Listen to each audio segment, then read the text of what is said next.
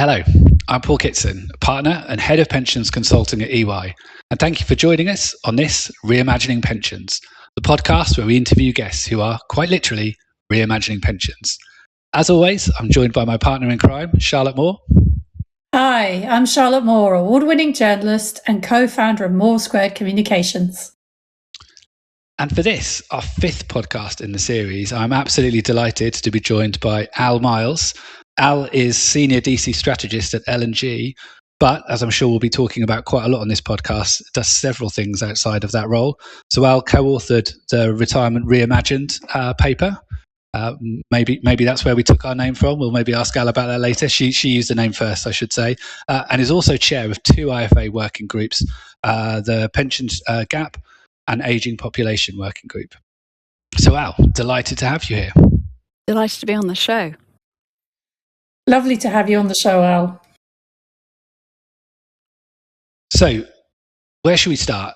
We call this podcast Reimagining Pensions. It was very deliberately meant to talk about some of the bigger subjects that our industry faces, some of the big challenges. And Al, you've been kind of heavily involved in that, and I've been an admirer of your work for quite some time across various different areas. But why don't we start with the Reimagining Retirement or Retirement Reimagined paper? I remember you talking about that at the ACA conference. And it's fair to say at the time, it got a lot of people thinking and talking about what the kind of future of our pension sector could be.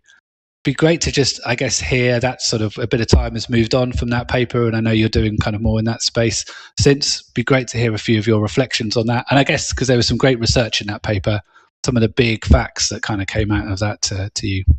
Yeah, thank you so much. So Reimagining Retirement came out of a piece of work. So James Smith, a great industry friend, asked me to co-lecture with him, ACA lecture that you just referenced, on the topic of reimagining retirement.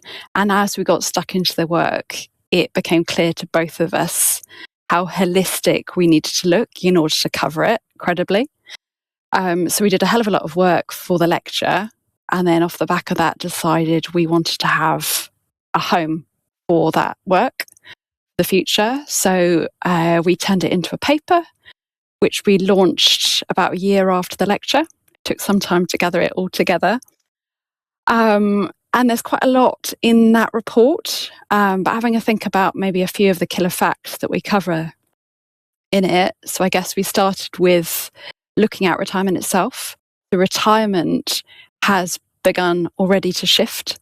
So over the last 100 years, we've added to average life expectancy about 25, 30 years. But in the paper, we lay out how at the moment we haven't really caught up with that with the industry and broader. We're still treating it very much like a cliff edge event and looking at it kind of as a period of time, kind of 10, 15 years, when actually the truth looking forward, the future is that it'll be far more of a significant period of somebody's life. So in the paper, we set out 4 different phases. So phase in, so moving from work to retirement. White linen years, which is where you're enjoying retirement, doing lots of yoga on the beach and jetting around the world, ideally. And then TV years, which is where you're kind of settling into being a bit more sedentary. You know, you've done the big trips and you're getting older.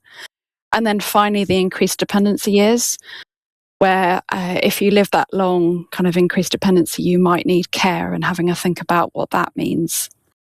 So yeah, trying to kind of think of it as a multi-phase of somebody's life rather than a cliff edge. So that was one of the things that we laid out in some detail with some numbers attached to those different phases. Second, I guess, is renting. So we know that renting is going to become far more of an issue, or far more of the population are going to be renting to retirement and through retirement. Kind of latest estimates put that about a third of the population are predicted to be privately renting in retirement. And what that means in terms of costs attached to retirement, and we lay this again out in the paper, is, and thinking about it from a minimum income perspective, so what you need in order to keep the lights on and a bit more, is it can roughly double the cost of that dignified minimum retirement. So thinking about kind of 250k without private renting to 500k in terms of the amount you need to have saved. So that's a big, I guess, again, systemic structural change that we cover in some detail in the report. And then finally, we cover wealth inequality, which we know kind of more generally. There's been lots of press about the fact that wealth inequalities have been increasing over time. There's quite some startling stats around pensions wealth in particular. So I didn't know until I looked into it that pensions wealth is more unequal than overall net wealth.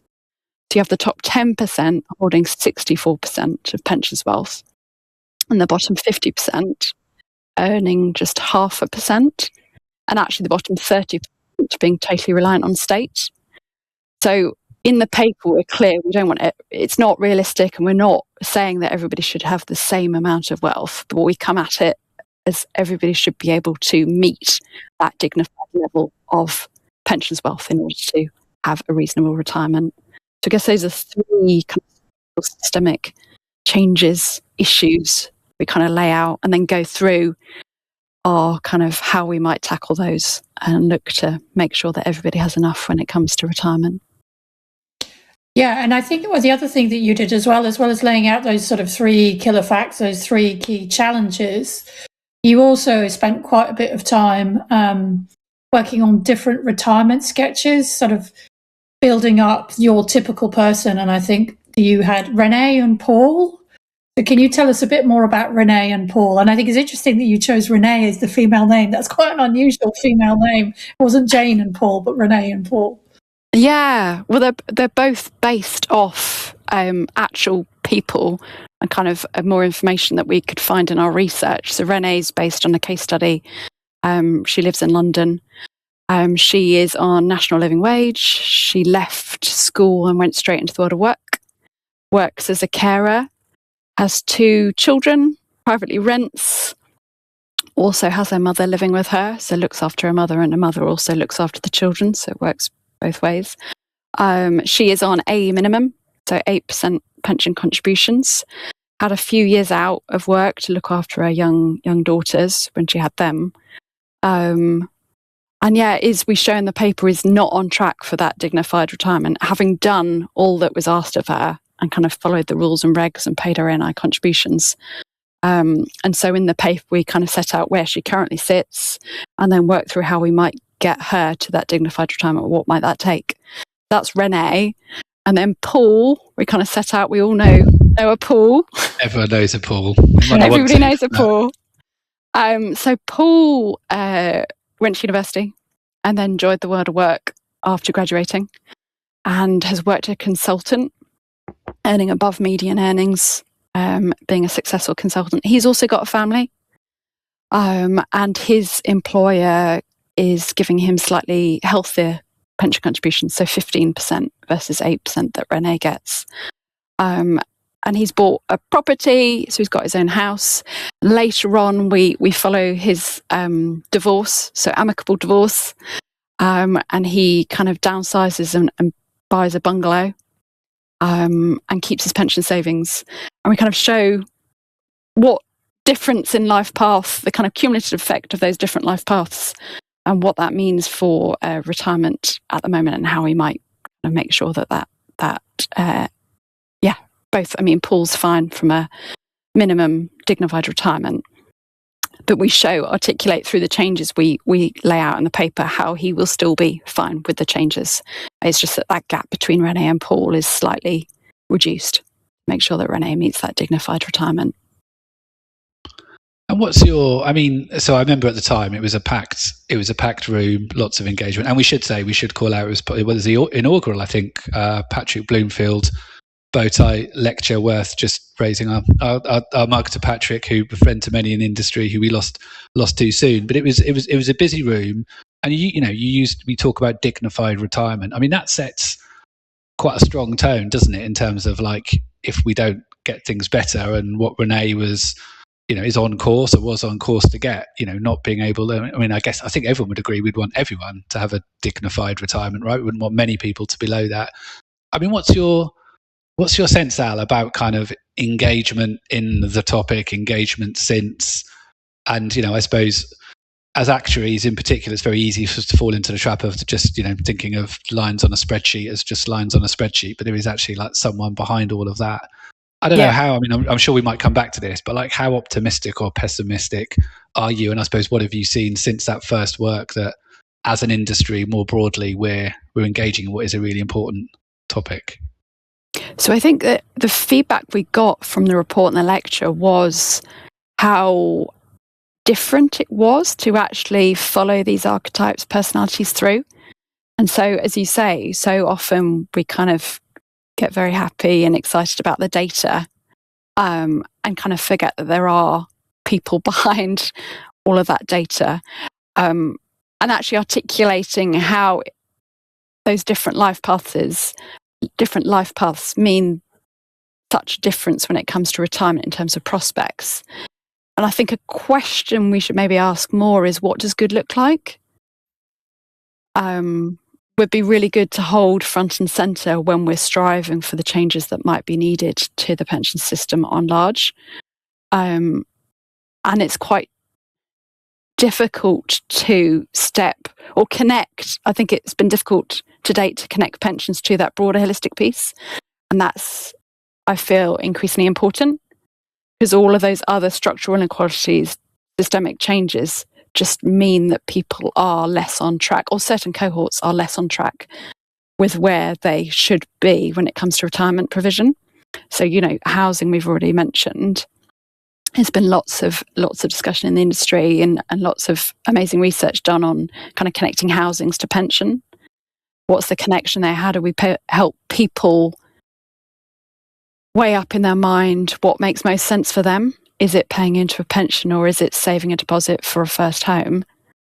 And then that kind of care we covered in the report. Care, there's a whole, another area completely, and there's the case review going on at the moment, looking at what changes are needed there, and there's been various reviews before. But it feels like care as well is deeply connected to pensions.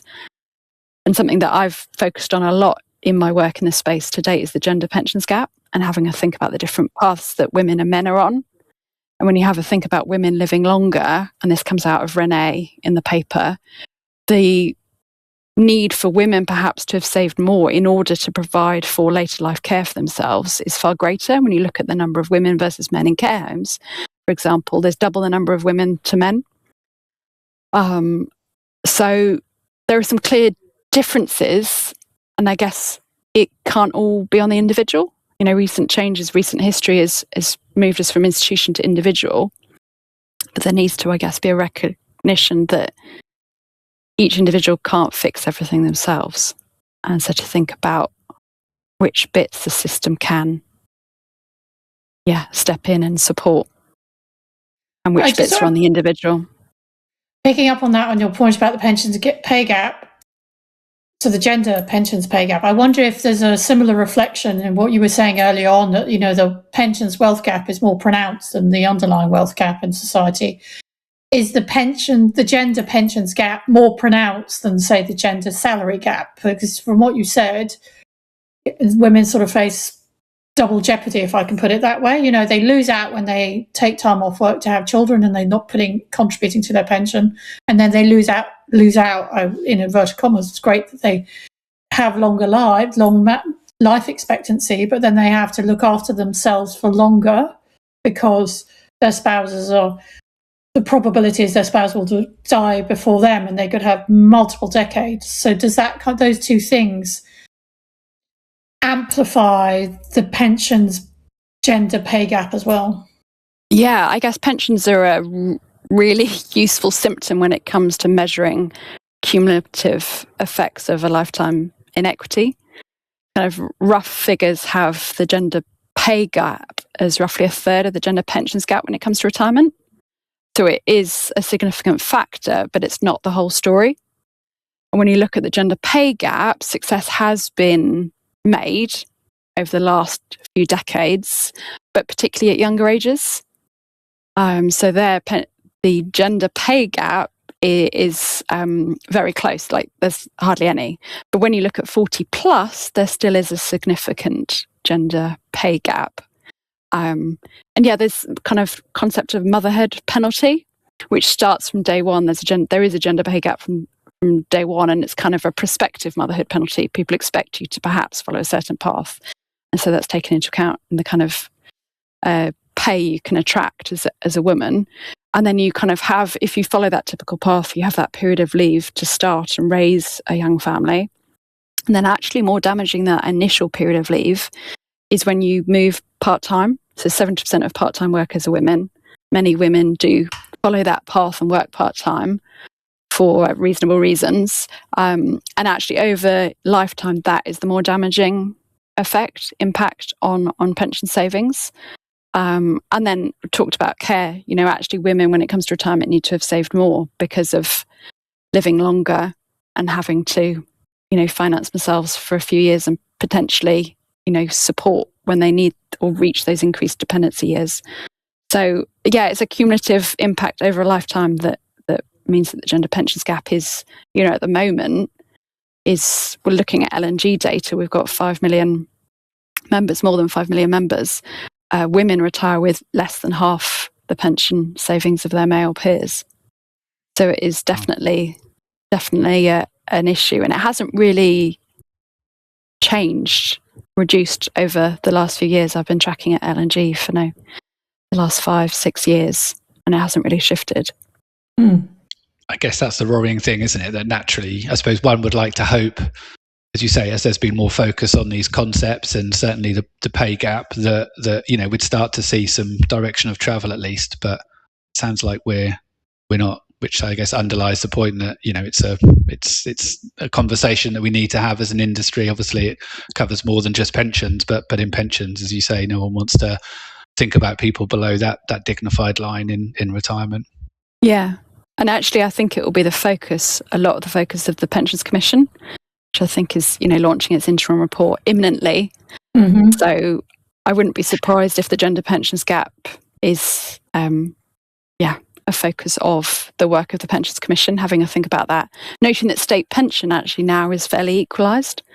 So people retiring, men and women retiring with state pension retire with roughly the same. So it's more the workplace and private pension savings that need to catch up.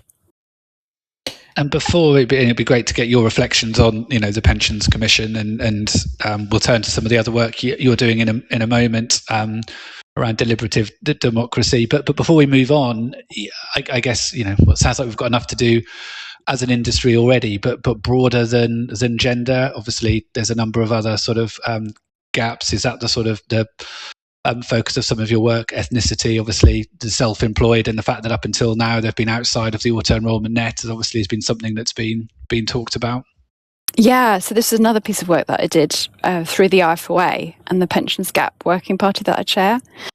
We did a bit of ethnographic research working with Ipsos last year, which was fascinating, focused on part-timers and self-employed, and having a think about and talking to people and following the lives of part-timers and self-employed, which was fantastic. So interesting. And coming back to kind of where we started with the Renee and Paul, so much more impactful to actually have that lived experience, kind of filmed snippets and quite full films, kind of following people and understanding more about what leads to the gaps arising in the first place. So self-employment is a big one. We know that kind of pension participation is roughly 90% for those in traditional employment, is sub 20% for self-employed.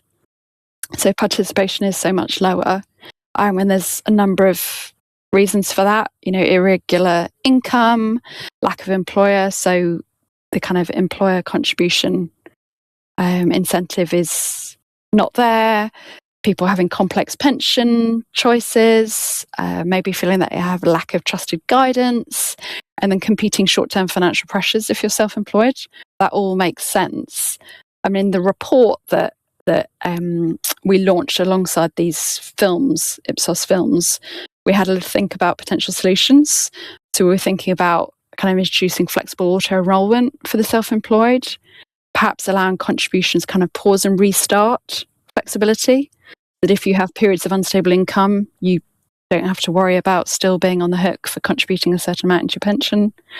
Integrating pension savings into banking and invoice apps, which has been discussed in other reports on self-employed. Maybe creating government-backed default pension product for self-employed. There's a number of different things that could be done to support and increase participation of self-employed. The other gap we looked at was the gender and caring gap, so part-timers. So said 70% of part-time employees are women, and we know that pension contributions are directly tied to earnings, so any reduction in earnings due to going part-time has a huge impact on pension savings over a long time. So in the report, we set out, again, a number of potential solutions, having a think about, could there be any communications that employers could provide when an employee is deciding to go part-time, to just illustrate and bring to life the impact? Because people kind of have front and centre of mind the impact to today's pay, but perhaps aren't recognising the impact on pension contributions and future retirement provision. Discussing pension implications with people kind of around parental leave and reduced hours transitions. And then also having a think about enabling people to pay full-time equivalent contributions, either themselves or a partner, somebody else, to contribute to the pensions, to make sure that that shortfall isn't, being set from day one. So there's quite a few things, again, that we could look into and see and trial. The other and final thing was having a think about community and trust. That came up hugely in the research. This kind of feeling, and then we talked about the shift from institution to individual, this feeling of isolation and disconnection when it comes to pensions, and people feeling like they're going it alone and not knowing where to turn, and the kind of general mistrust that we have societally with institutions, and having a think about how we might enable people to have a bit more of a community, collective support network when it comes to pensions, and kind of reducing that barrier and the trust. Yeah, that was a few of the things that we found. I think what you said about the fact that occupational pensions are 90% and self-employed are at 20%, and it was higher and it has declined. I think that tells you about the power of auto-enrollment and how that whole behavioural concept of inertia has worked. And as somebody who's been self-employed for 20 years, I totally get on with the kind of like the volatility of your earnings. And there's a kind of employment, there is this sort of, sod's law of being self-employed, that you will always have a good year, a really good year, and then a really bad year. And so you always end up having to pay your taxes for the really good year out of the really bad year, which is just painful.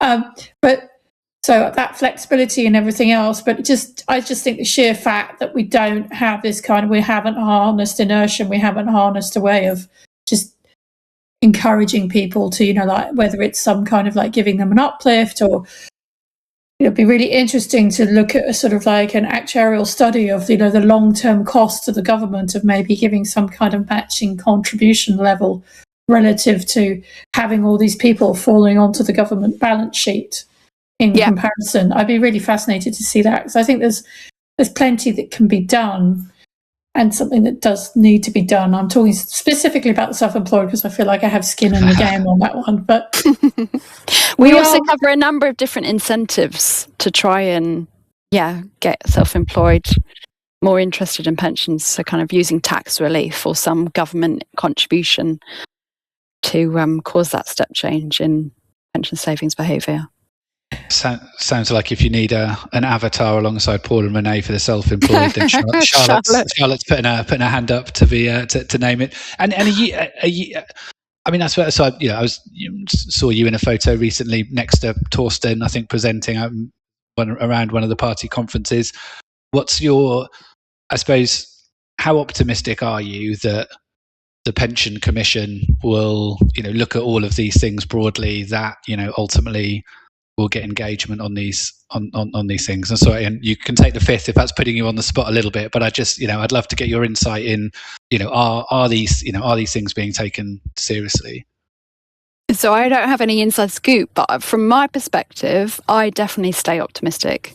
I mean, all of this is quite depressing, so it kind of comes with the territory. I definitely need to, I'm an optimistic sort, and there's such a sea of known understanding of this issue now from within the industry it's going to be very difficult, and further afield, it's going to be very difficult to skirt the issue. And we're going to have to tackle it one way or another. And it connects, to a broader theme of aging populations. And I also chair a working party on, but that is thinking about these kind of systemic changes, the dependency ratio, old versus young, the care support ratio of, those over age 85 to those under, which is dramatically shifting, over not so long a time period. We're talking 2050. That's going to, that care support ratio is changing from kind of 3:1 to 7:1. Really dramatic shifts. And that change is already underway. It's not like we can do anything to change that.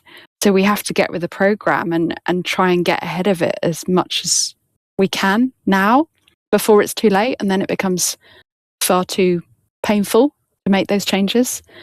There was a House of Lords Economic Inquiry published a report before Christmas focused on ageing populations and raising it as a strategic priority and kind of laying down the gauntlet to government to say, look, what are we doing about this? And it needs to be connected, and we need to be thinking long term. We need to start tackling this now.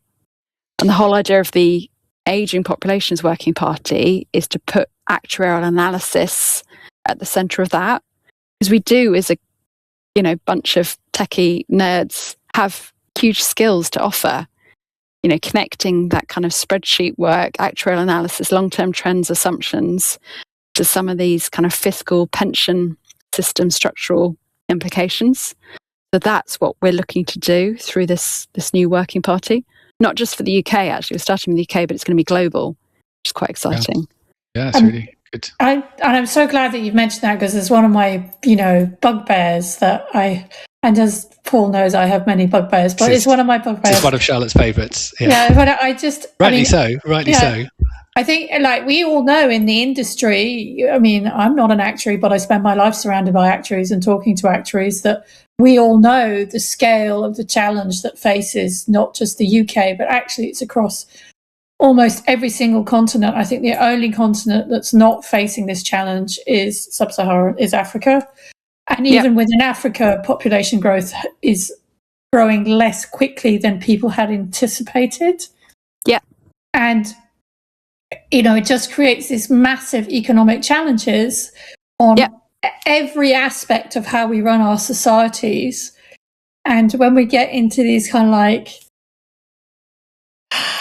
sort of short-term leadership contests that seem to blight political parties, until somebody's honest about the scale of the challenges and levels with the electorate, this is the most major challenge we're facing, and we can't solve it anytime soon, because even if every woman who was capable of childbirth decided to give birth, get pregnant and give birth tomorrow, you'd still have to wait 20 years for that to come good, and that doesn't look like it's going to happen. So this is the scale of the challenge. There should be an ageing population. I'm going to grab hold of my soapbox. There should be an ageing population commission. Somebody to really take all of your actuarial analysis and look at every single aspect of how it affects us as a society, and start to actually think about, do we have any policy interventions other than us all collectively committing suicide together? Sorry, not to be too pessimistic, but can we actually talk about this issue and talk about how we could solve it? Yeah, and not just go AI. Well, this is coming back to the system. It's designed for a bygone age of assuming this kind of pyramid population structure. We're now a kind of rectangle. And that has profound consequences for how it might run in the future. So we do need to be tackling this head on. And as you say, there are other people in the boat, same boat, like everybody, basically. Yeah. So part of what I enjoy doing is looking overseas. There's examples of people who are further down this road than us. Korea and Japan, name two. What can we learn from them? What might work here? What hasn't worked there? We can all get together on this. So in the analysis we've kind of built to start with is having a look at those underlying factors of fertility rates, life expectancy and migration, and being able to replicate OBR, ONS projections, but then enabling the user to kind of play with those underlying factors and look at the intersection of those and what might potentially be lower hanging fruit in terms of policy solutions to slow down at least the kind of inevitable consequence of aging populations and the pressure that's going to cause.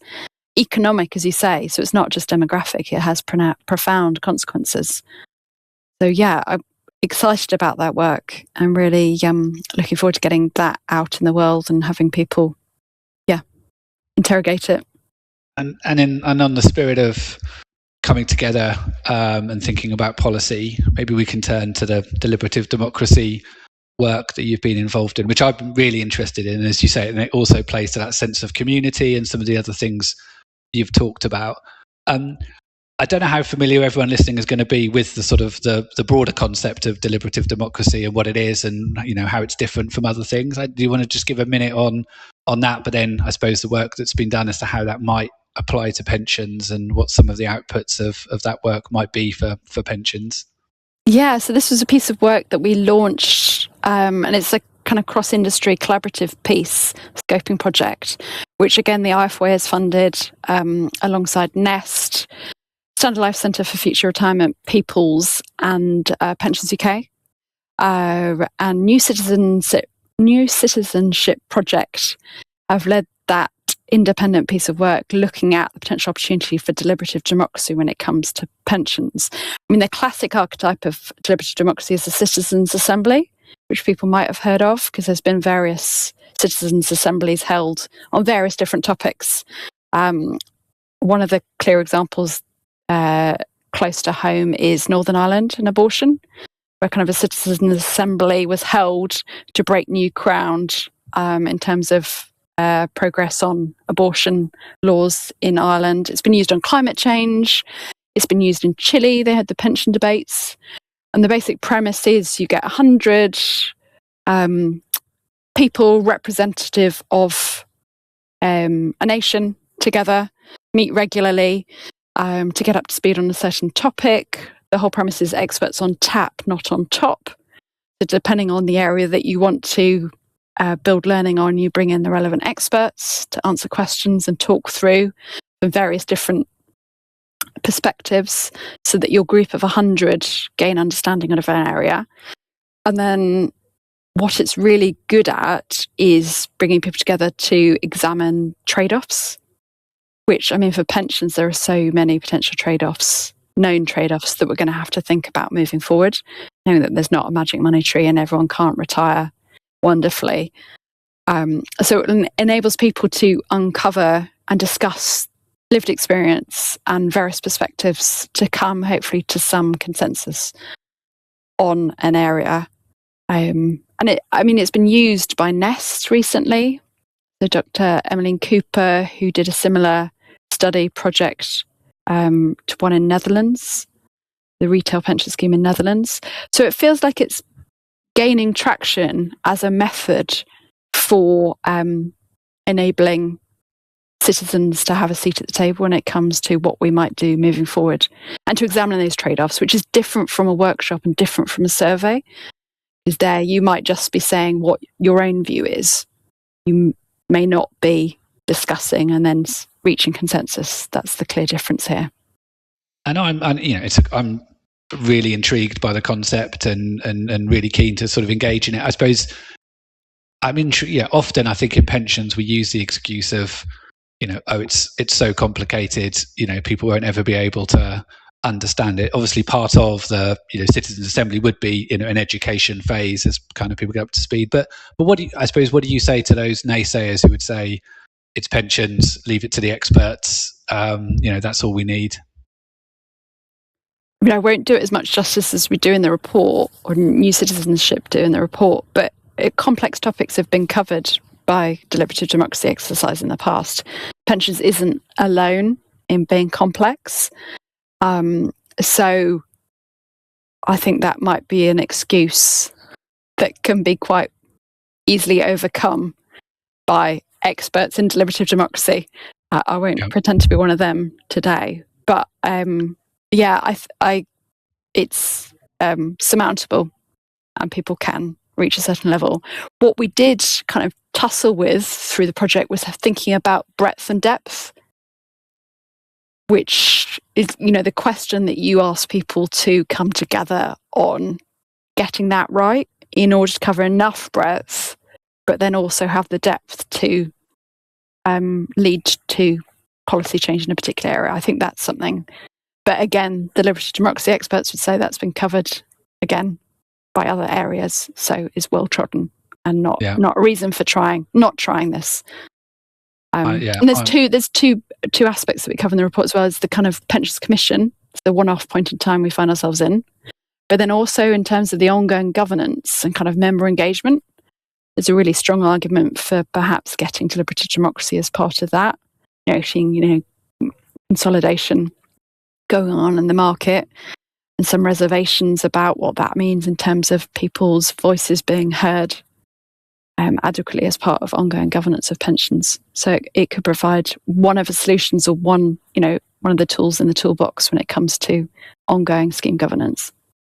Yeah, I'm with you 100%. And as you highlighted, very clearly earlier, like we're running out of road to kick the can down. So, there are difficult challenges, there are trade-offs, there's intergenerational issues we're going to need to think about. So, we have to engage people in that, I think.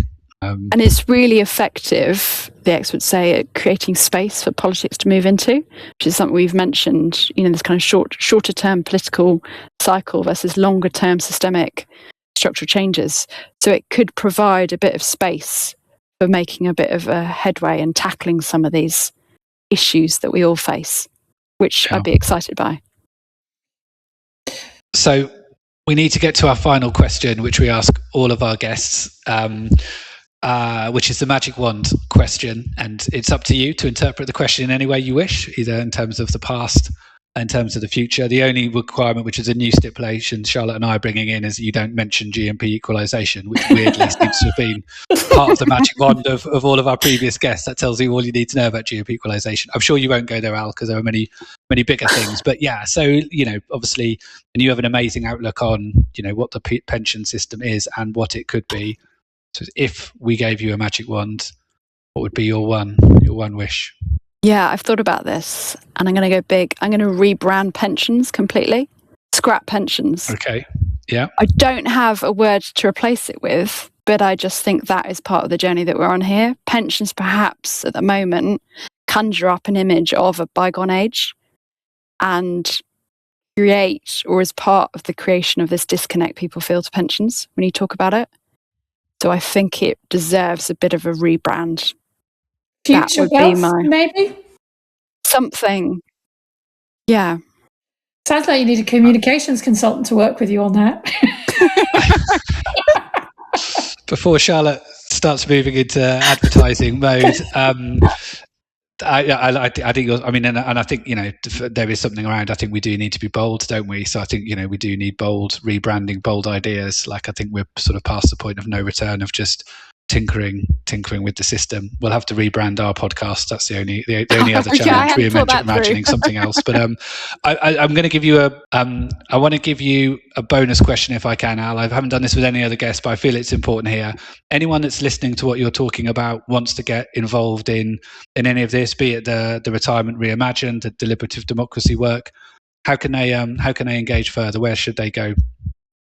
LinkedIn, possibly best place. Send me a message on LinkedIn. And always up for, passionate individuals to get involved. There's lots that needs to be done. Yeah, please get in touch through LinkedIn. So I'm gonna call quits on it and say that's a great place for us to end our discussion. I think we have really managed to shoehorn an awful lot into 39 minutes. I'm quite impressed. I love your vision of rebranding pensions as something that's more meaningful and maybe cleaner, has less baggage attached to it.